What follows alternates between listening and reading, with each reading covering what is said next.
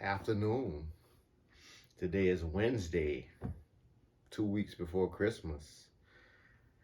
Just had a little free time and was still reading this book. Great book, by the way. You know, like I said, I would suggest it a person maybe like in their a teenager in their 20s. It would be like highly entertaining, not entertaining, informative, because he's explaining. I knew a lot of the stuff from his era, so but a lot of stuff I didn't know. Like I have a new kind of view. Not that you can a view of Will Smith. Not that you could believe everything somebody write because everybody has different perspectives. I would love to like see what Jazzy Jeff had to say. Other people that was involved. But man, Will Smith, man. I just was reading the part where he said he wrote that summertime song in the airport, coming from Philly. That's amazing. That's one of the most popular songs ever. I mean, they'll be singing that every summer, every year, all over the world. They'll be playing that. So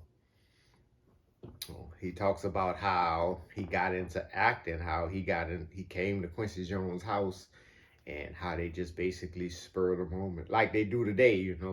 Like quick. At that time, network television, it was a lot that go into it, but it was kind of like a pioneering for stuff that we see today. How things get greenlit so fast, put it out, put it out, put it out. It opened up a lot of doors, and he talked about how a lot of his friends didn't even want to move to LA, but he just saw it. I thought that was amazing. But when I think about Will Smith, I think about people in my great age group. He was corny because I came later. You know, I came when he started his show. I was in my early teens, but by the time I got a little older, it was all about Tupac and Snoop Dogg. We really got into the gangster stuff. Me, myself personally, and I always thought that Will Smith was kind of like the Martin Luther King, the Malcolm X. That they try to push this guy because he was more family friendly. If you don't know the history, a lot of people don't know. Like the mainstream media didn't like Martin Luther King when he first started, but then Malcolm X started talking, and so many people started listening to him, especially like most of the blacks in the northern cities. They was like, hold up, hold up.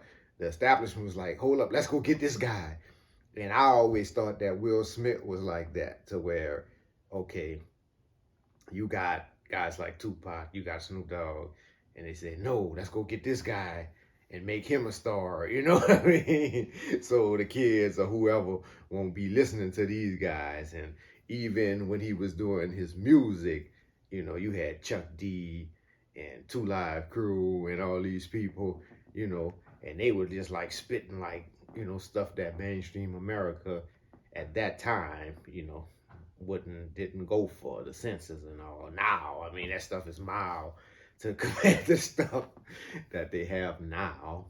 But in 2021, it's to the point now where it's getting corny to the point now because like everybody's trying to push the envelope so much to where it's just stupid, in my opinion. It seems like who could just do the stupidest shit online is like the most famous person. You know what I mean? And it's just getting really just stupid, like because all this stuff is fake. People are like doing stuff just to get attention. They doing stuff online. So half of this stuff is probably scripted. But anyway, back to Will Smith. I always took him as that guy, as the guy that, the mainstream America just kind of put up there because he was a friendly, and they'd rather have their kids listen. If they're going to listen to rap, we'd rather have this guy than you listening to Chuck D. Letter talking about, I got a letter from the government. I'm a black man. I could never be a veteran. The stuff that we was listening to. So, but Will Smith, he was a product of his times, man. He just had this, I'm shocked, like the way he was raised and stuff, like you would never think. He came from a two-parent household, and his mother was an educator. She did a very good job on, teaching him how, to navigate in such roles. A lot of us didn't have that, even today.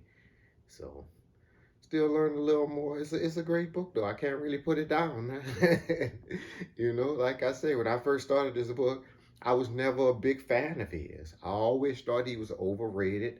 I'm really not into movies like that because my attention span is not that long, you know. And I like gangster movies more than, you know, kind of the stuff that he does, you know, the family movies. But you know, I'm kind of getting a different perspective on him. And that's something that you learn, man. Sometimes you will judge a person based on what they might do, how they might seem, but you just never know where they come from, man. You just never know the stuff that they overcame. So always be mindful of that. Peace, y'all. The next one, I'll finish it. We'll see where we are. Peace out.